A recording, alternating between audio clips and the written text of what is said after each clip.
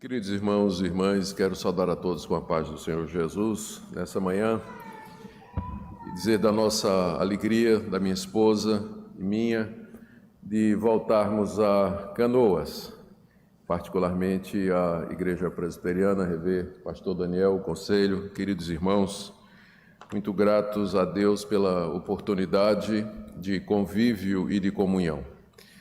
Conforme já foi dito, que estamos no dia do Senhor para prestar o culto que lhe é devido e também por ocasião da Semana da Pátria. E meu objetivo nas duas vezes que estarei pregando aos irmãos é falar da relação dos cristãos com o Estado.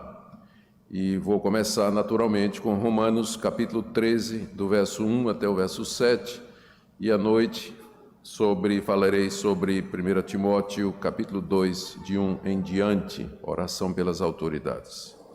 Então, por gentileza, abra sua Bíblia em Romanos, capítulo 13, escute a leitura do verso 1 até o verso 7. Palavras do apóstolo Paulo.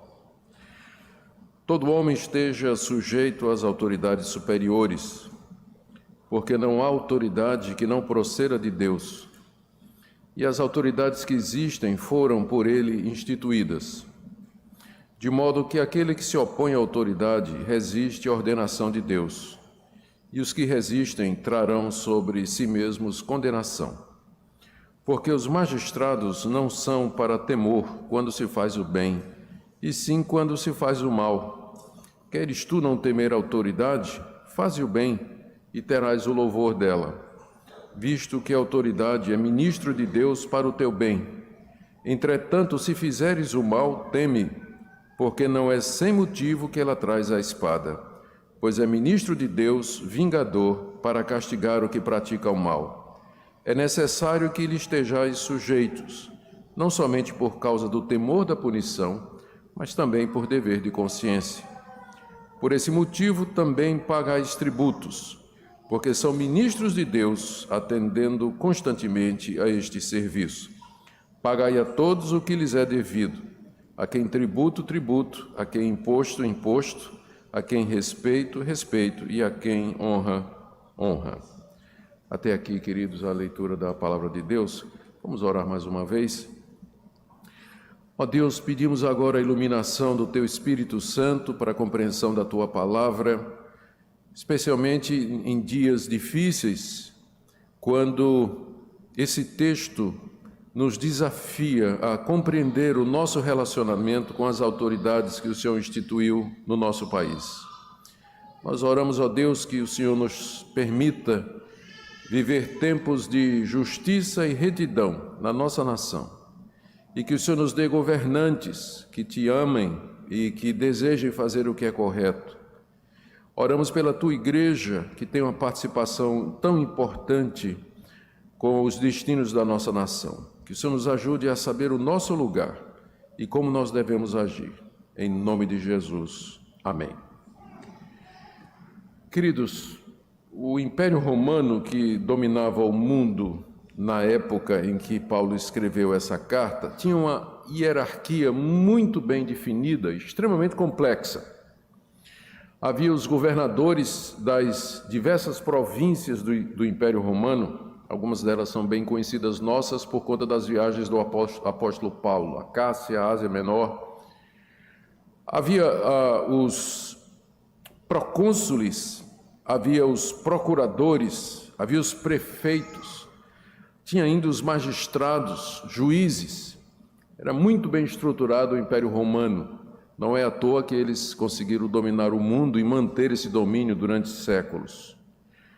Os judeus, eles tinham muita dificuldade em aceitar a autoridade de Roma, apesar dos privilégios que tinham obtido do imperador, como, por exemplo, os judeus eram isentos de seguir a religião oficial de Roma, que era o culto ao imperador. Todas as nações dominadas por Roma tinham de prestar homenagem e reverência ao imperador. Em praticamente todas as cidades importantes do Império Romano e em cada capital de província tinha um templo dedicado ao imperador, que puxou para si o título de Augustus, que significa divino, exatamente porque ele entendia que era descendente dos deuses e que tinha autoridade divina para governar. Mas os judeus eram isentos disso, exatamente porque o Império Romano já tinha descoberto que os judeus lutariam até a morte, se fosse necessário, mas jamais se curvariam diante do César como sendo Deus. Semelhantemente, os cristãos vieram a fazer isso depois, mas não receberam isenção e sim a pena de morte. Além disso, os judeus eram isentos do serviço militar. Os cidadãos, ou todos aqueles que estavam debaixo do Império Romano, numa certa idade, eram obrigados a fazer o serviço militar e fazer parte das legiões romanas, daquele exército, daquela máquina militar invencível durante alguns séculos. Os judeus eram isentos. E também eram isentos de trabalhar no sábado. O Império Romano havia também permitido isso. Entretanto, apesar dos benefícios, os judeus odiavam Roma e sempre estavam envolvidos em algum tipo de rebelião, algum tipo de revolta. Pouco antes do Senhor Jesus vir a esse mundo, houve pelo menos 2 revoltas dos judeus, tentando sacudir o jugo romano. Um pouco antes, no período intertestamentário, houve a famosa Guerra dos Macabeus, onde os judeus tentaram manter a sua independência e a sua identidade da influência greco-romana e do poderio militar romano. Havia o Partido dos Zelotes, que era uma seita do judaísmo, que sempre estava promovendo sedições e revoluções contra o Império Romano. Inclusive, um membro dos Zelotes se tornou discípulo do Senhor Jesus Cristo. Paulo pode ter tomado conhecimento de que esse espírito que marcava o judaísmo havia de alguma forma influenciado a igreja de Roma, a quem ele destina essa carta, onde havia muitos judeus que haviam se convertido a Cristo. Roma era conhecida pela grande população de judeus, a ponto de que o imperador Cláudio, a uma certa altura, para impedir a influência dos judeus no comércio e na política, expulsou todos os judeus de Roma. E o historiador Suetônio nos diz que Cláudio fez isso por instigação de um certo Cresto. Como os romanos não sabiam direito a pronúncia do nome hebraico, Cristo, ou grego, não é que é a tradução de Machia, ungido, é provável que, na verdade, os cristãos estavam tomando Roma, e como Roma ainda não sabia a diferença entre cristianismo e judaísmo, pensando que que o cristianismo era uma seita do judaísmo, expulsou os judeus, quando na verdade era Cristo que estava provocando aquela revolução lá no meio de Roma. E foi nessa expulsão dos judeus que saiu aquele famoso casal Priscila e Áquila, que mais tarde se tornaram cooperadores do apóstolo Paulo, até porque tinham a mesma profissão, que era fazedores de tenda. Pois bem, Paulo pode ter tido notícia de que a igreja de Roma, que tinha uma grande parte de judeus convertidos, estava com dificuldade em reconhecer a autoridade do Império Romano. Tinha muita dificuldade. E era compreensível essa dificuldade.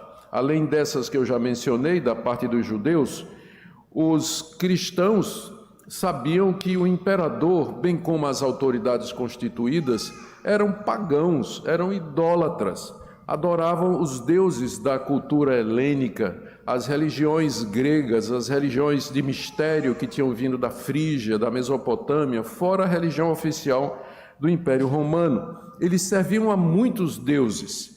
Eram governantes brutais, violentos, e exerciam a sua autoridade pela força do exército romano, conhecido pela eficiência e pela crueldade. Como eu já disse, eles consideravam César como sendo divino e o chamavam de Kyrios, palavra grega para Senhor, que era um título que os cristãos reservavam somente para Jesus Cristo.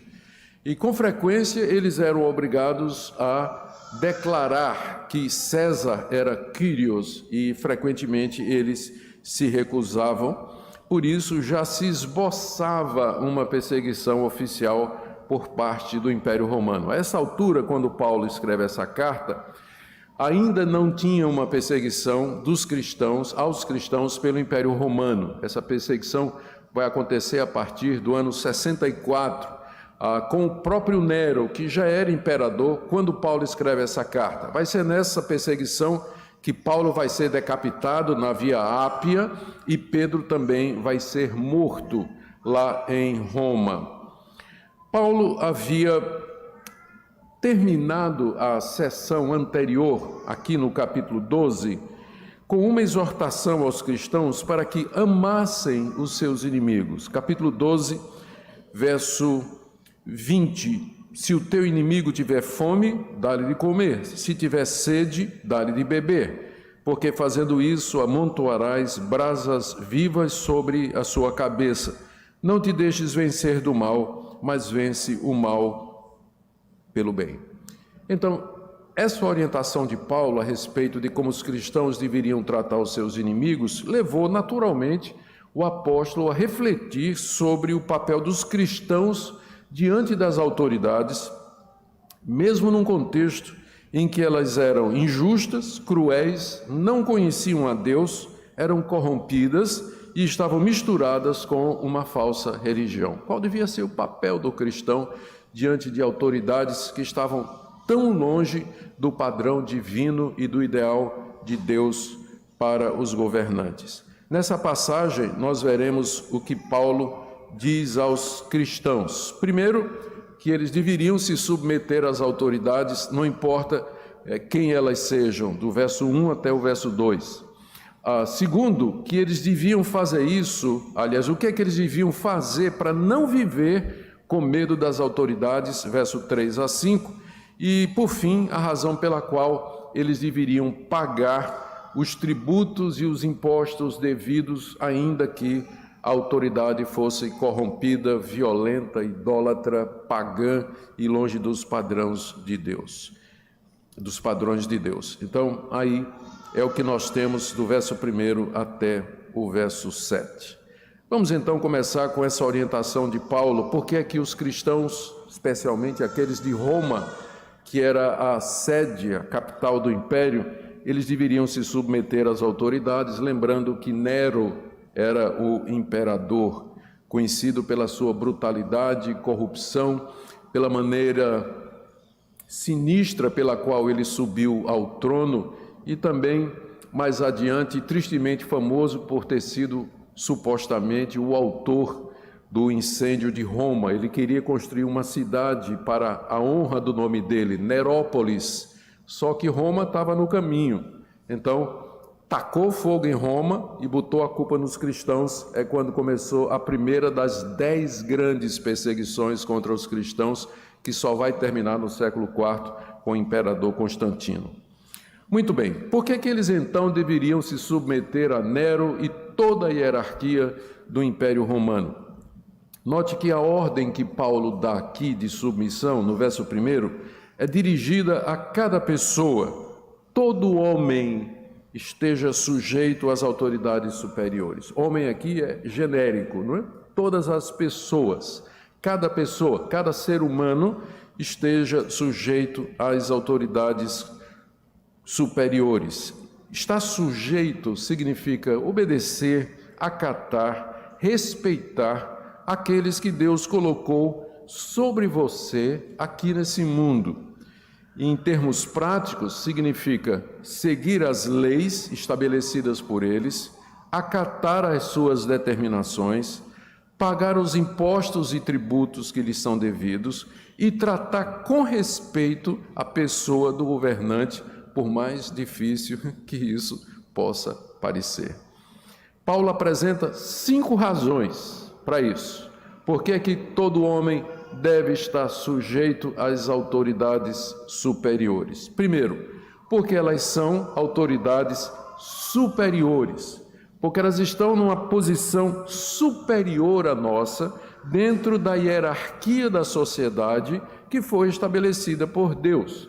Deus colocou governantes, da mesma forma como ele fez com a igreja, da mesma forma que ele fez com a família, ele fez também com a sociedade. Ele colocou pessoas em posição de liderança. São autoridades superiores que seguem uma estruturação divina para que a sociedade humana funcione. Então, essa é a primeira razão. Não é que a pessoa deles é superior. Não é que a pessoa deles é superior. O atual presidente, como pessoa, ele não é superior a nenhum de vocês.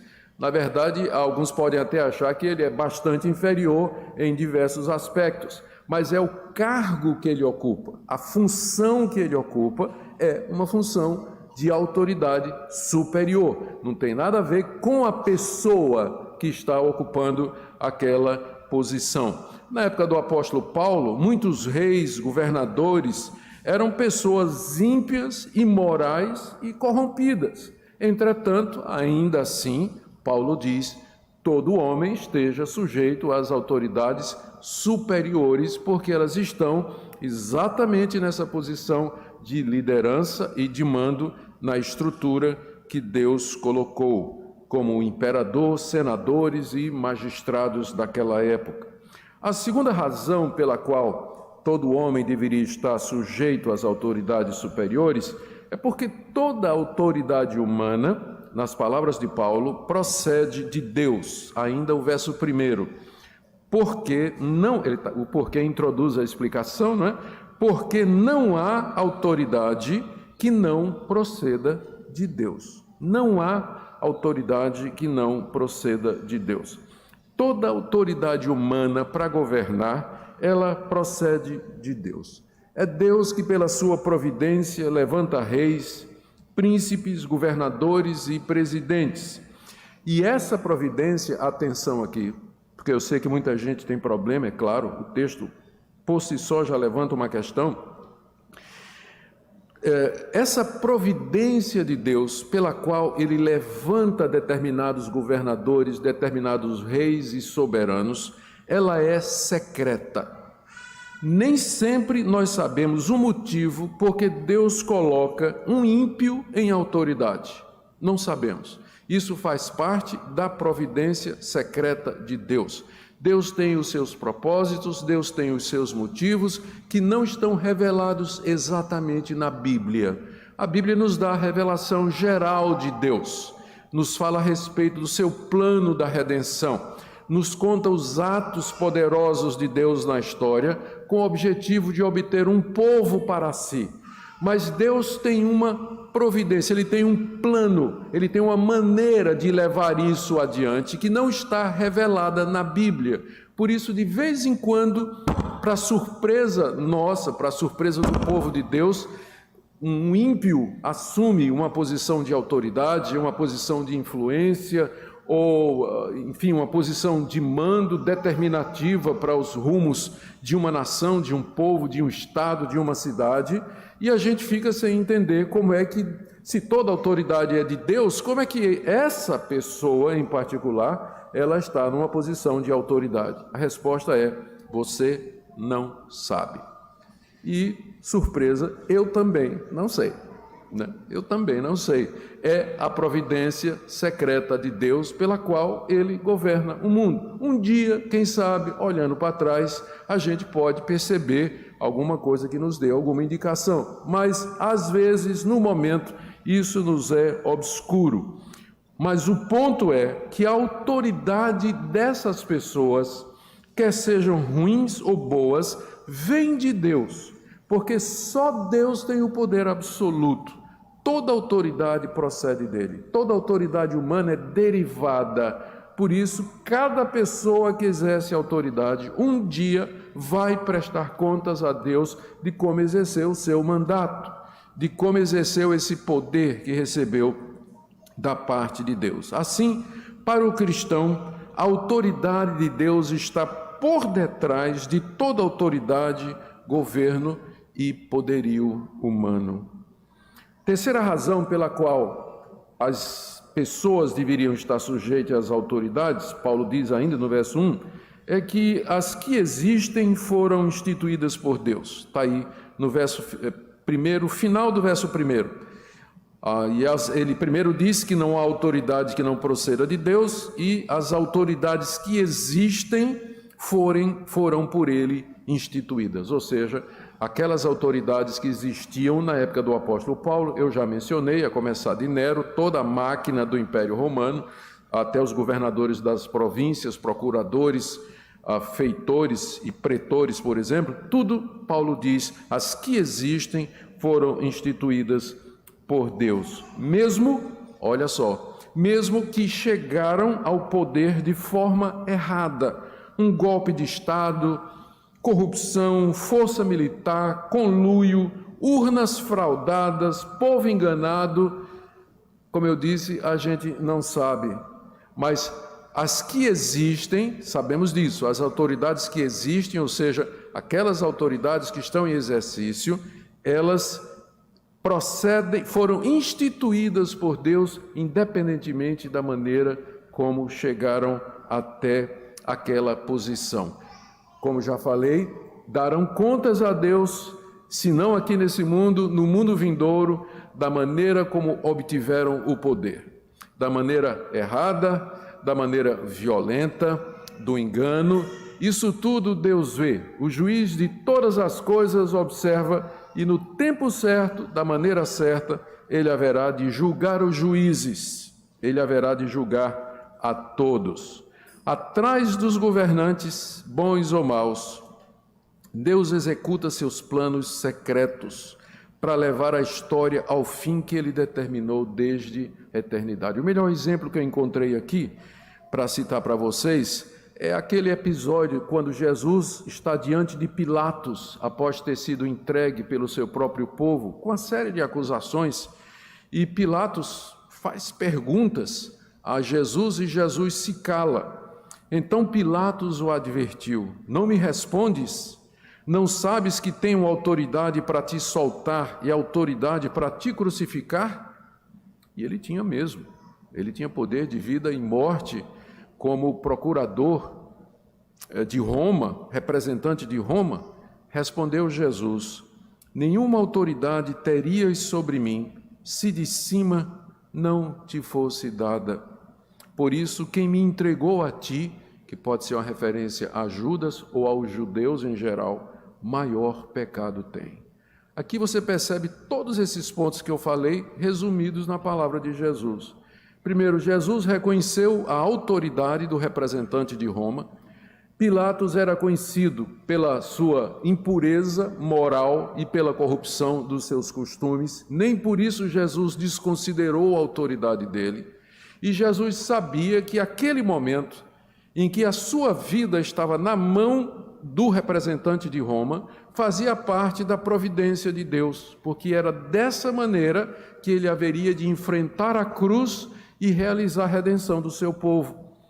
O que não tira a responsabilidade, como eu falei, haverão de dar contas a Deus, porque Jesus disse: quem me entregou a ti, maior responsabilidade tem, maior pecado. Quer dizer, Pilatos tinha um pecado, que ia ser esse julgamento injusto que ele fez de Jesus. Mas quem entregou Jesus a Pilatos tinha um pecado maior ainda, confirmando aquilo que eu falei. O uso errado do poder constitui pecado, e no tempo de Deus, ou aqui, ou na eternidade, no dia do juízo, Deus haverá de punir.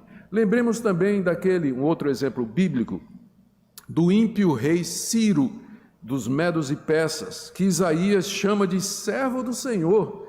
Por quê? Porque foi usado por Deus para trazer Israel de volta à sua terra. Deus agindo através dos governantes, Deus agindo através dos reis para executar os seus propósitos, para executar a sua vontade, punir os ímpios, beneficiar o seu povo, realizar os seus propósitos, cumprir as suas promessas. Quarta razão que Paulo nos dá aqui para que todo homem esteja sujeito à autoridade está aí no verso 2. Aquele que se opõe à autoridade resiste à ordenação de Deus. Quem resiste, portanto, à autoridade, quando a autoridade está agindo dentro dos parâmetros, dentro da lei, dentro da Constituição, dentro do que está errado. Opor-se à autoridade é opor-se à ordenação de Deus, uma vez que a autoridade foi ordenada por Deus. Talvez Paulo aqui tenha em mente as seguintes situações: desobedecer às leis emanadas dos governantes, desacato e desrespeito às pessoas dos governantes. Gente, eu rodo na internet há muito tempo atrás, desde governos atrás, não vamos mencionar nomes, governos atrás. E eu sempre fiquei impressionado pela maneira com que os evangélicos zombavam, escarneciam, faziam pouco, humilhavam os presidentes e presidentas que passaram pelo nosso país. A gente pode discordar, tem o direito de discordar, expressar essa discordância, mas a Bíblia manda honrar os governantes. Mas, como eu disse, não tem nada a ver com a pessoa deles, mas por conta do cargo que eles ocupam, Então, respeita por isso, porque é o governante, é o presidente ou a presidenta, não é? Então, respeita por conta disso e pode discordar à vontade, mas não de uma maneira grosseira, abjeta, né? Humilhante, como a gente vê e ouve muitos evangélicos fazerem isso, esquecidos completamente dessa passagem. Então, quando Paulo diz que quem se opõe à autoridade se opõe à ordenação de Deus, eu penso que ele tem em mente, como eu já disse, desobediência às leis, desacato e desrespeito às pessoas dos governantes, deixar de pagar os impostos devidos, deixar de orar pelos governantes, que é um mandato divino, vamos ver isso hoje à noite, buscar subverter o governo por meios ilegítimos. Existem maneiras de se mudar o governo. Na época de Paulo não tinha que ser na força militar mesmo. A invasão dos bárbaros no século IV acabou com o Império Romano, mas tinha que ser assim, invasão, né? Ataque militar. Hoje em dia há outras maneiras de mudar o governo, e o crente pode se valer de todas essas maneiras legítimas, mas não tentar subverter um governo através de maneira ilegítima. E aqui temos a quinta razão, né, pela qual ele não deve fazer isso e por que ele deve se sujeitar. É porque resistir à ordenação de Deus trará condenação. Final do verso 2, os que resistem trarão sobre si mesmos condenação.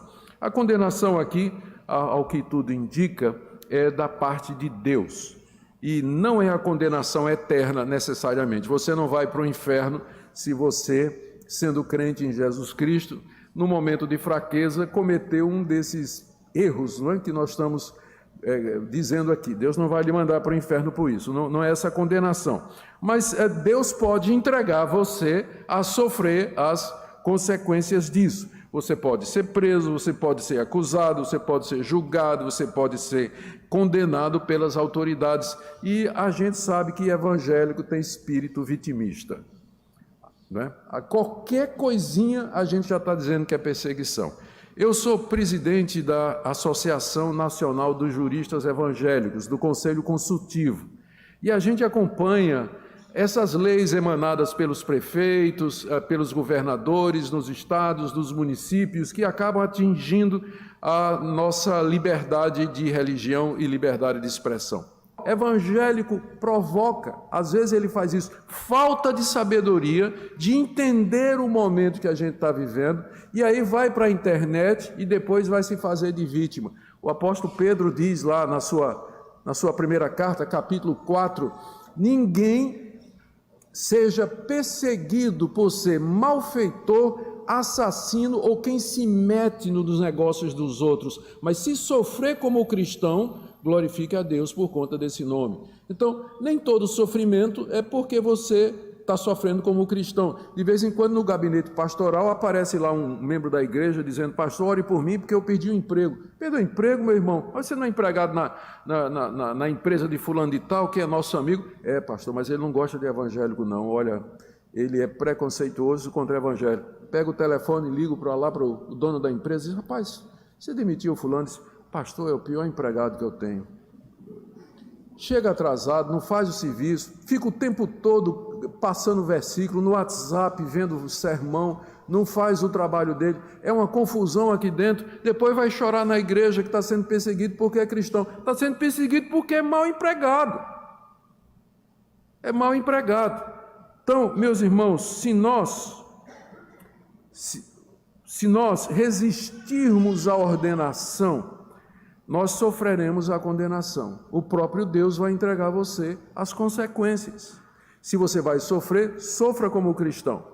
Sóbrio, equilibrado, bíblico, pelo motivo certo, que fique claro por que é que você está sofrendo como cristão e não necessariamente porque você é um destemperado, que não tem equilíbrio, não sabe usar com sabedoria a liberdade que a gente ainda tem no Brasil de expressão e de religião, que do jeito que vai, vamos acabar perdendo por conta de uns exagerados, desbocados, que ficam provocando as autoridades, e aí eles vão nivelar tudo do mesmo jeito, que para ele não tem diferença entre evangélico e evangélico, né? Eles vão nivelar do mesmo jeito por conta desse pessoal. Então, Deus tenha misericórdia de nós, lembremos do que está dizendo aqui. Quem resiste à ordenação vai sofrer condenação. Vai sofrer mesmo, Deus vai entregar para sofrer as consequências se nós estivermos fazendo errado. E aqui é necessário, então, lembrar que existe exceção a essa regra que o apóstolo Paulo está colocando aqui. Ele não menciona as exceções aqui, embora ele mesmo tenha vivido essas exceções, porque não é o caso. Ele está falando para uma audiência que está predisposta a não obedecer às autoridades. Então não é a hora dele falar das exceções. Ele está falando da regra geral. Mas, é claro, Escritura se interpreta com Escritura. Quando você faz uma leitura geral, você percebe que existem exceções a essa regra que Paulo está colocando aqui nos versos 1 e 2. E a exceção é quando a autoridade passar leis, obrigar os cristãos a irem contra a autoridade de Deus e as leis de Deus. Quando os governantes nos obrigam a ir contra o Evangelho, nós estamos desobrigados de obedecê-los. Nós temos exemplos claros disso. No Antigo Testamento, aquelas parteiras egípcias que receberam ordem de Faraó para matar todo menino hebreu que nascesse, elas temeram a Deus e não mataram os meninos, e foi assim que Moisés escapou e se tornou aquele grande líder. Mas as parteiras desobedeceram às ordens do Faraó, porque era uma ordem para matar inocentes. Os apóstolos, diante do Sinédrio, quando questionados por que estavam falando a respeito de Cristo, quando haviam sido proibidos, eles responderam que importa antes obedecer a Deus do que obedecer os homens. As autoridades judaicas queriam proibir os apóstolos de pregar o Evangelho. Eles não se submeteriam àquilo ali e foram presos, foram chicoteados por conta disso, mas eles não se calaram. Uma vez que foram livres, voltaram e foram para o templo pregar o Evangelho, mas eles não se calariam porque aquela lei, aquela ordem, era uma ordem que os colocava contra a ordem de Cristo, ide por todo o mundo, pregai o Evangelho a toda criatura. Mais adiante, os cristãos, diante do culto do imperador.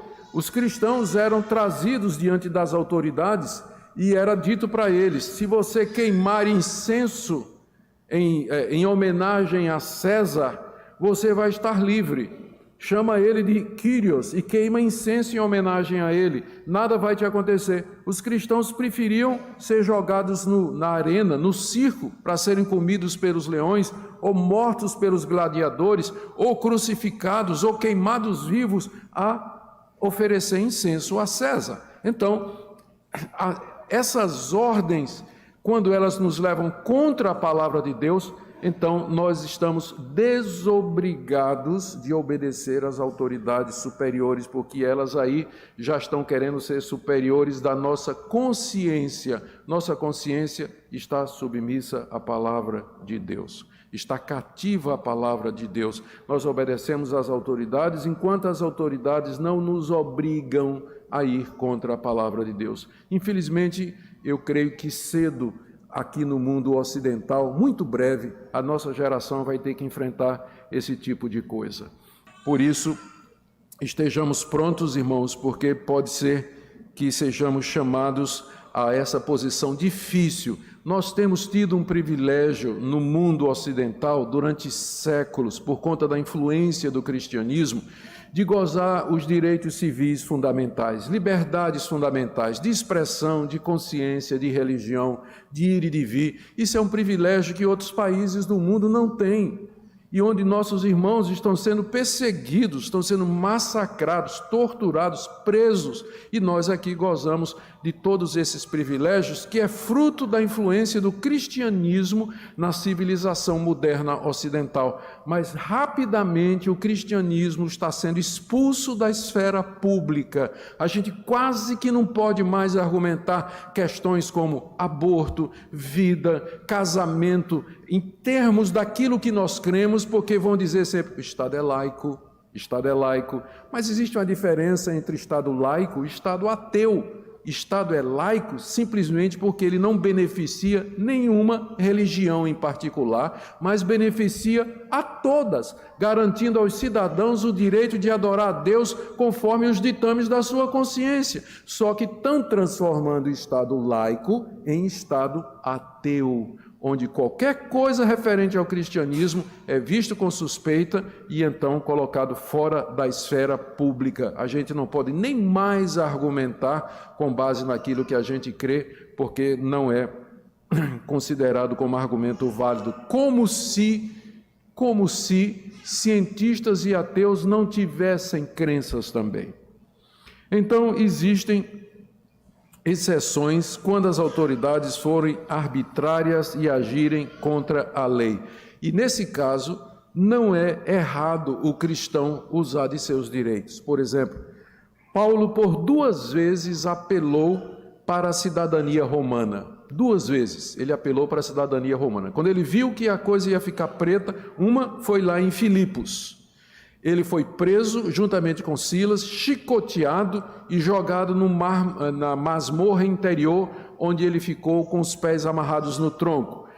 Libertos pelo poder de Deus através daquele terremoto, na manhã seguinte, as autoridades que tinham prendido Paulo e Silas vieram libertar secretamente.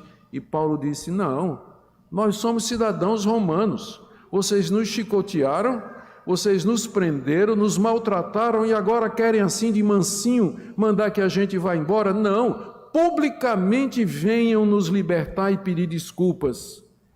Pode parecer que Paulo, mas o que estava em jogo é o Evangelho, era o Evangelho, que ficasse claro que eles tinham sido presos sem motivo. Por isso Paulo usou dos seus direitos. Não é errado o cristão fazer isso quando ele percebe que de alguma forma ele está sendo ameaçado. Segunda vez foi quando Paulo foi preso em Roma. E aí prenderam Paulo e os judeus já iam chicoteá-lo e ele perguntou ao centurião, é lícito chicotear um cidadão romano sem que ele seja julgado? Aí o homem disse, mas você é cidadão romano? Eu comprei esse direito por muito dinheiro. E Paulo disse, eu tenho esse direito por nascimento. Aí na hora soltaram o apóstolo Paulo. E por último, quando ele viu que os governantes corruptos queriam dinheiro para soltá-lo, ele disse, eu apelo para o tribunal de César. E foi quando ele como cidadão romano, podia apelar para ser julgado pelo imperador. E é quando ele faz aquela viagem para Roma, fica dois anos presos lá, e depois ele é solto até ser preso uma segunda vez, quando então ele morre na Via Ápia. Mas os cristãos podem fazer isso. Quando a autoridade se vira contra a igreja e a persegue de maneira implacável, querendo exterminar os cristãos, nós podemos, olha o que a gente pode fazer, nós podemos orar para que Deus remova a autoridade. Não é Ele que levanta reis e coloca reis? Podemos orar para que Deus remova a autoridade, que Deus mude o regime, que Deus mude o sistema. Nós podemos participar de movimentos e atos contra o governo, desde que sejam legais, permitidos e que não esteja envolvido com violência, depredação ou mau testemunho. É perfeitamente possível o crente participar disso, como greves, passeatas, atos, sempre com respeito e temor. Aqui eu me lembrei de um exemplo no livro de Atos. Quase que eu ia tomar o álcool gel, viu? Pensei que o copinho estava junto do álcool aqui, quase que...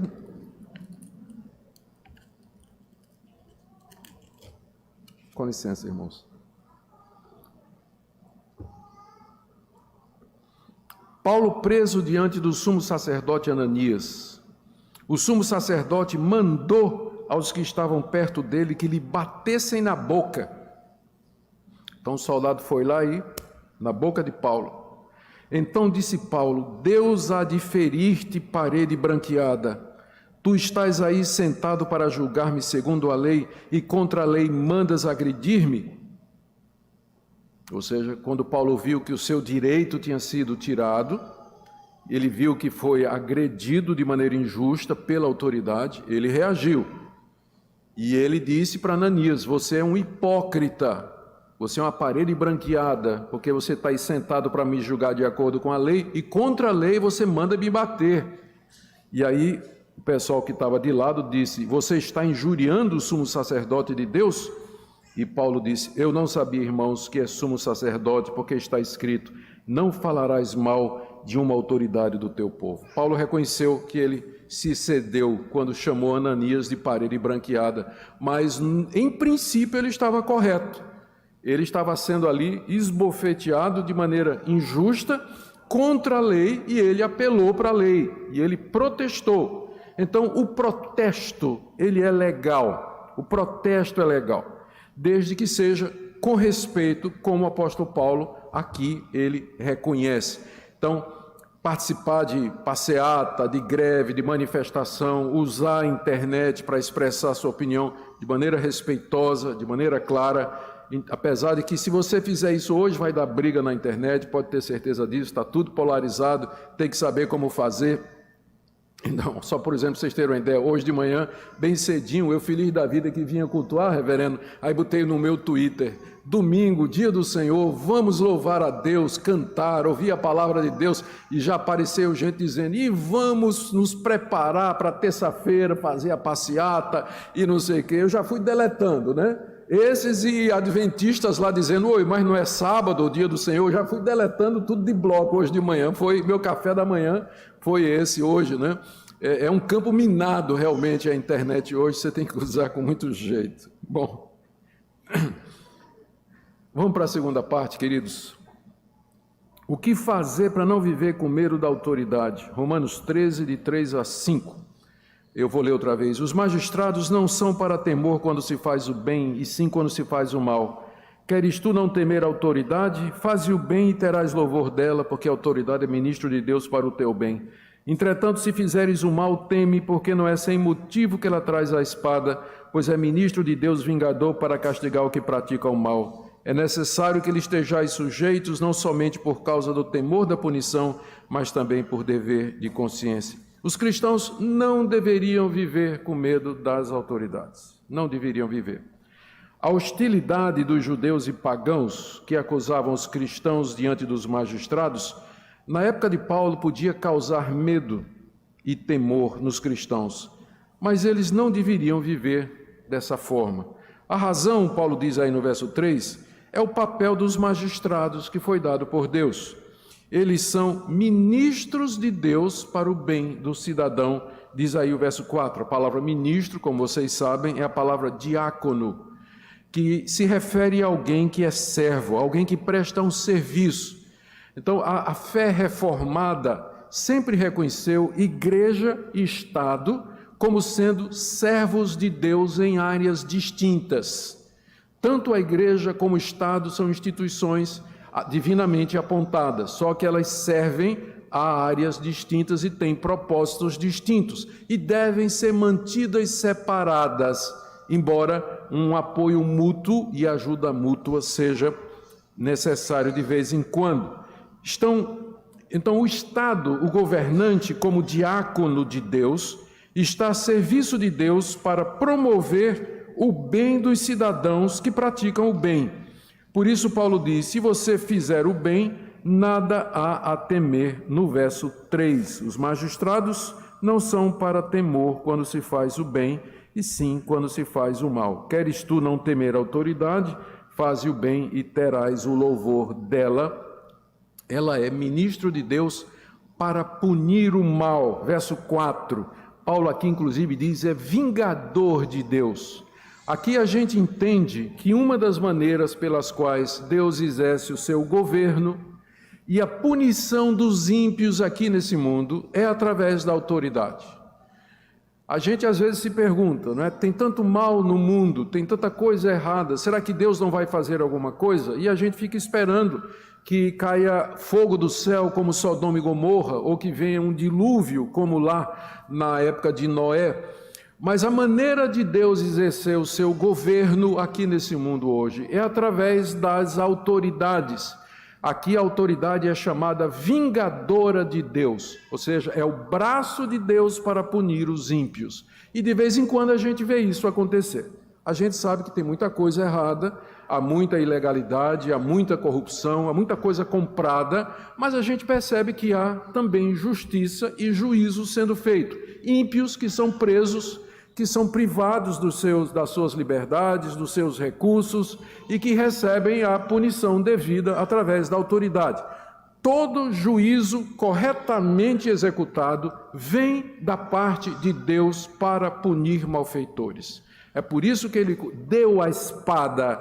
Na época de Paulo havia pena de morte.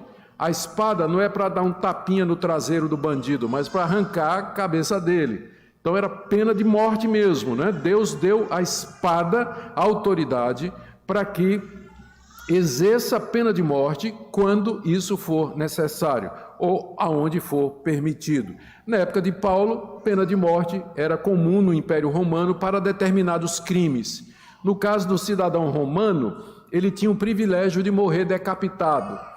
No caso de quem não era cidadão romano, morria queimado, crucificado, lançado aos leões, não é? Então, pelo menos o cidadão romano, como Paulo, tinha uma morte mais rápida pela espada, não é? Era uma vantagem ser cidadão romano naquela época, se você fizesse o mal. Melhor era não fazer, não é? Coisa nenhuma para não sofrer.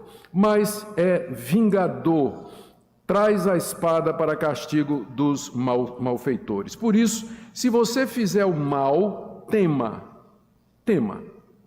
Então, se você está fazendo mal, Deus pode usar a autoridade para chegar em você e fazer justiça com você através da mão da autoridade. Não pense, porque você é cristão ou evangélico, que você vai fazer alguma coisa errada e vai se livrar da espada da autoridade. Deus pode usar as autoridades para chegar até você, corrigir você e fazer você entender que você deve praticar o que é certo em todas as circunstâncias. Agora, lembremos que Paulo aqui está descrevendo o papel ideal da autoridade.